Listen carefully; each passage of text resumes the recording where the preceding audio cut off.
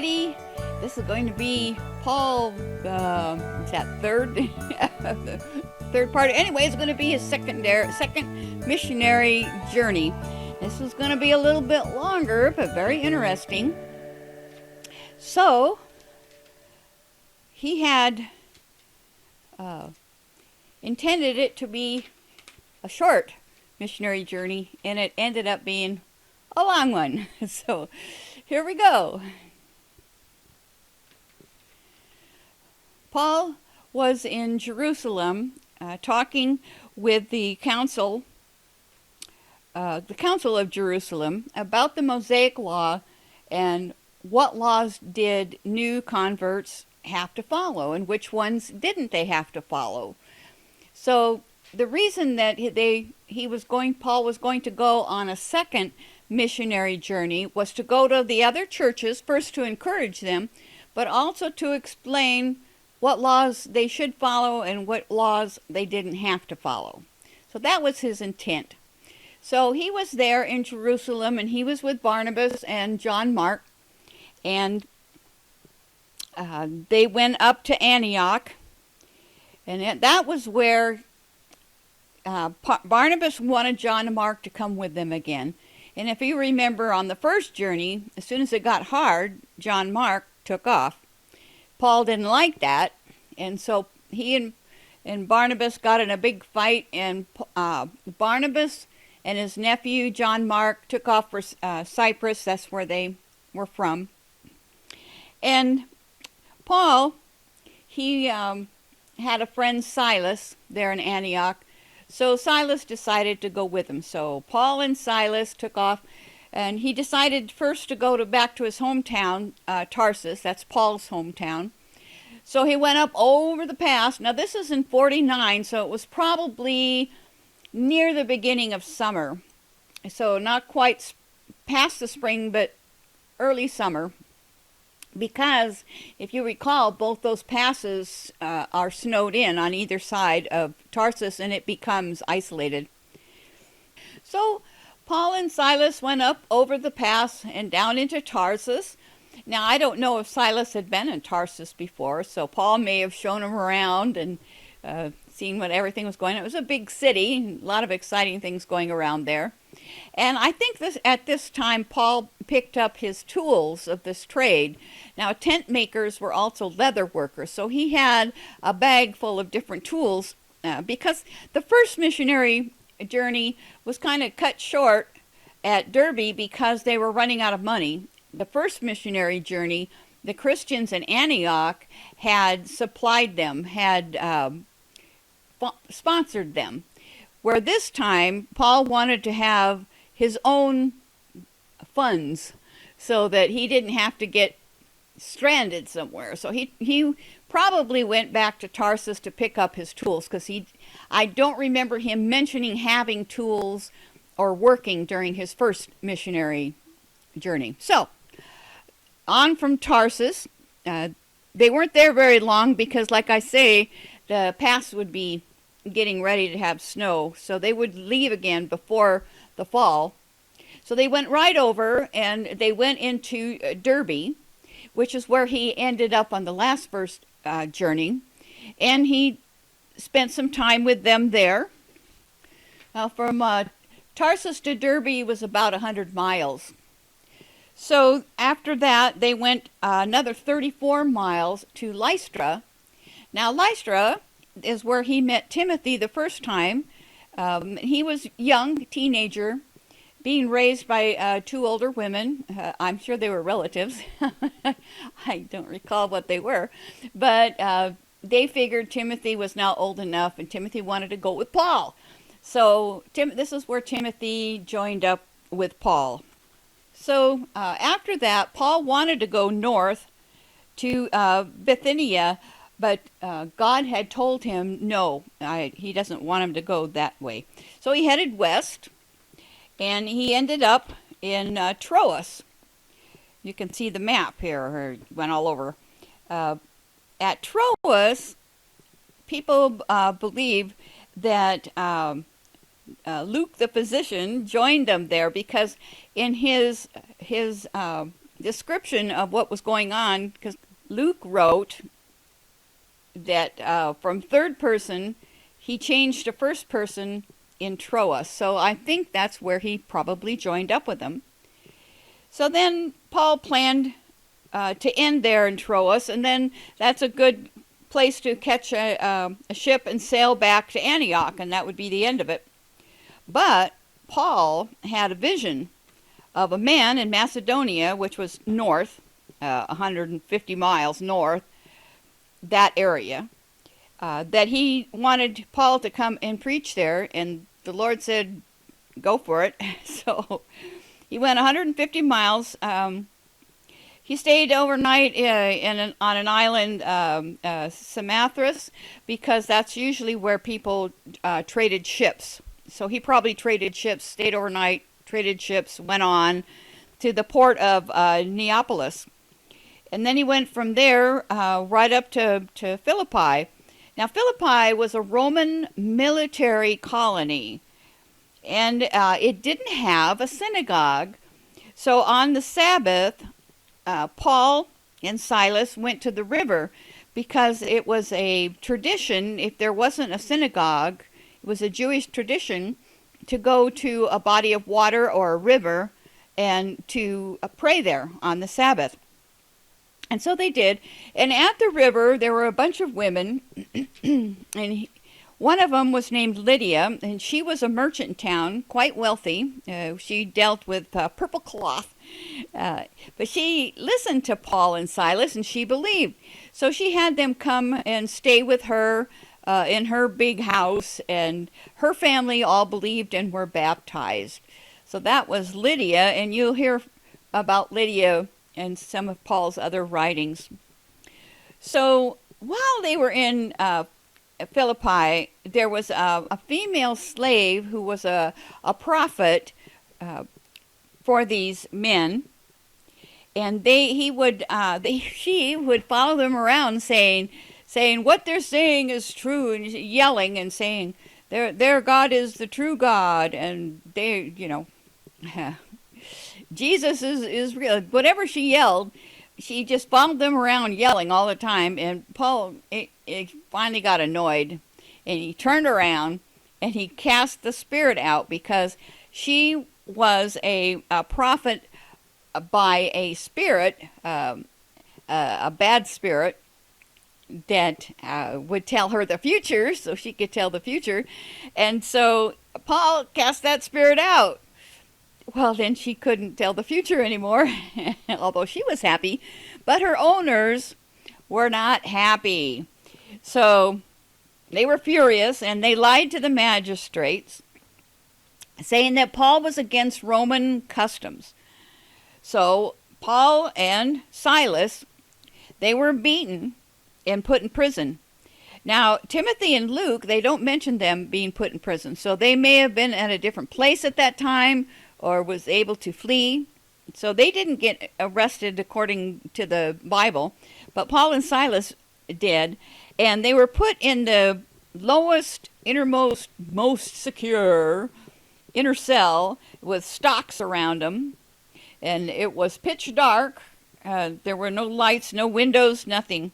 So during the night, Paul and Silas, they prayed and they sang, and just like God gave them joy for no reason. They just thought, well, whatever happens, we're okay.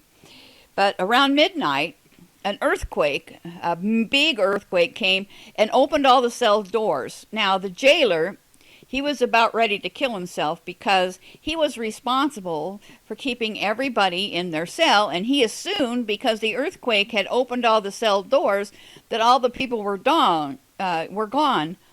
So he's getting ready to do that, and Paul and Silas, they yell, say, no, we're still here, because it was dark. He couldn't see down there that they were still there.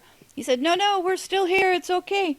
Well, he was so impressed with that, he wanted to know about what they were talking about, Paul and Silas. So the guard took Paul and Silas to his own home and had them talk to his family and everything, and his family also believed.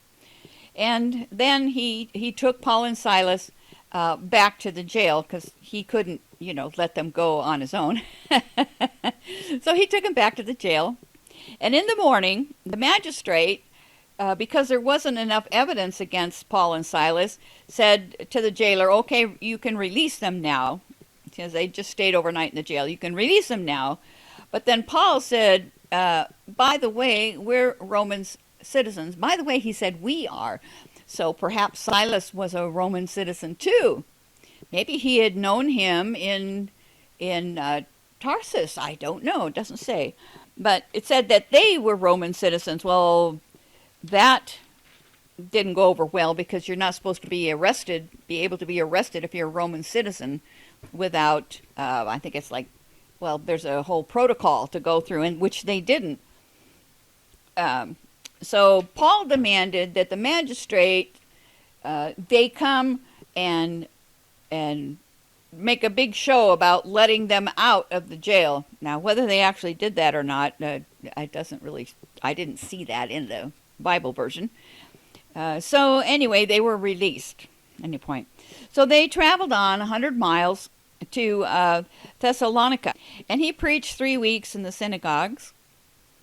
But the Jews were really jealous of them because a lot of people were believing in them, and so they lied and said that, well, in one way, they said Paul was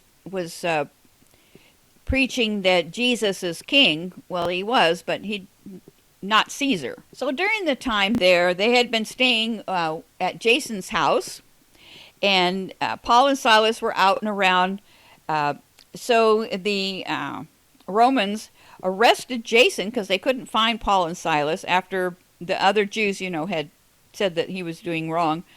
The Jews had enlisted street thugs to riot, which is what caused the Romans to say, what's going on? And that's when the Jews said, he's preaching that Jesus is king and not Caesar. So anyway, they arrested Jason, but Paul and Silas, they took off. They fled Thessalonica because they're not going to stay. And if you wonder what happened to Jason, he had posted bond and he had gone back home. And there wasn't enough against him that they didn't hold him. They were just kind of following what the Jews said. And the Jews didn't really care about Jason. They cared about Paul and Silas because they were the ones who were out preaching. So Paul and Silas went 60 miles on to Berea. Now the Bereans, most of the whole town believed, and they studied the scriptures, and they wanted Paul and Silas to explain the scriptures to them, the Torah, and they believed what Paul said and said, oh yeah, I can see how that Jesus is the Messiah. In fact, there's a church that they're called the Bereans because they go by the scriptures. I'm sure there's more to them than that. But anyway, there's a whole denomination that are called Bereans, and they're named after the city Berea. But while they were there, some Jews from Thessalonica caught up with them, and they got a whole bunch of crowds agitated again, and they chased Paul and Silas out of town. But they helped Paul get on a ship to Athens. Now Silas and Timothy, they stayed behind in Berea. So you see, the Jews were mainly against Paul. And so Paul left on a ship and went to Athens. Now, when he was in Athens, there were a lot of different gods, and one of the gods was called the unknown God. So Paul went to the great big center, you've seen them, the big where people sit in a semicircle. Okay, what do they call that? Okay, so he went to the one that was called Center of Areopagus, and he preached about the unknown God, that it was the God of Abraham. But then he went on to Corinth, and Silas and Timothy met up with him there. Now, Corinth, that was a huge city. That was 700,000 people. It was a huge thing, but it was known for its prostitutes and for gambling and things like that. So it was kind of like a old time Las Vegas. But while he was in the not the farmer's market, but the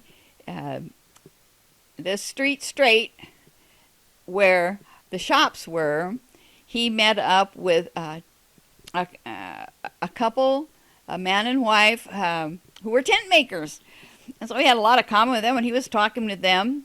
And they believed him. And so he stayed with them, and about this time he would be running out of funds. So he went ahead and worked with them for a year and a half. So he was there in Corinth for a year and a half. And it's kind of a funny thing because he was preaching in the synagogue there, but a lot of the Jews, they didn't want him to preach there anymore. And so he shook off his clothes and he says, okay, I'm going to preach somewhere else. Well, next door, there was a gentleman, his name was Titius Justus. His house was right next to the synagogue, and he had a big assembly room in the front of his house, and he taught. He was a teacher. He taught in the mornings, and he allowed Paul to preach in the afternoons. And so Paul here was preaching the gospel next door to the synagogue. Well, that, of course, made the Jews really mad, but he did that for quite a while. He was, like I say, a year and a half in Corinth, and he set up a church there. He wrote letters, by the way, while he was there to the Galatians and to the Thessalonians. So, but because the Jews were starting to get agitated, and he'd been there quite a long time, and he had enough money saved ahead, he went first to Centuria. And it's kind of interesting that somewhere in there, Luke caught up with him too. That in Centuria, Luke kind of says a funny thing. He says, and Paul finally cuts his hair. I thought, what a strange thing to say. Then I had researched that, and there's a Nazarite vow that 30 days you don't cut your hair, and then you shave it, and you keep the hair to burn as a sacrifice at the Jerusalem temple. He wanted to get to Jerusalem by a certain date, probably the Feast of Pentecost. That's about when it would be, that he'd want to get there at the Feast of Pentecost and to sacrifice that hair. It doesn't say that he had that vow, but it would make sense why Luke would say Paul finally cut his hair. So after that, they went on 200 miles to Ephesus, and that's where Aquila and Priscilla, he left them there. They stayed in Ephesus, and that became quite a big church. And then he went on to Jerusalem, and then he went on to Antioch, and that was his second missionary journey. He went about 2,900 miles, and it took a little over 3 years. So that was his second journey. It doesn't say any miracles happened, but I'm sure they did. Well, yes, I guess there was a miracle of the jail with the earthquake. Yeah, that was one. So anyway, I want to pray for all of you. Show me what's to pray, Lord. Father, I pray that you teach us how to listen to you and to hear your voice. Help us to know which directions to go, and be with us and give us the strength. And when we become in dire situations, help us to get out of them like you did with Paul and Silas. And that help us to remain joyful even in dire circumstances, where they were singing and praying in the jail. Didn't know what was going to happen to them. They were in the pitch dark, and they were hurting because they'd just been beaten up. So I'm sure they were in pain too.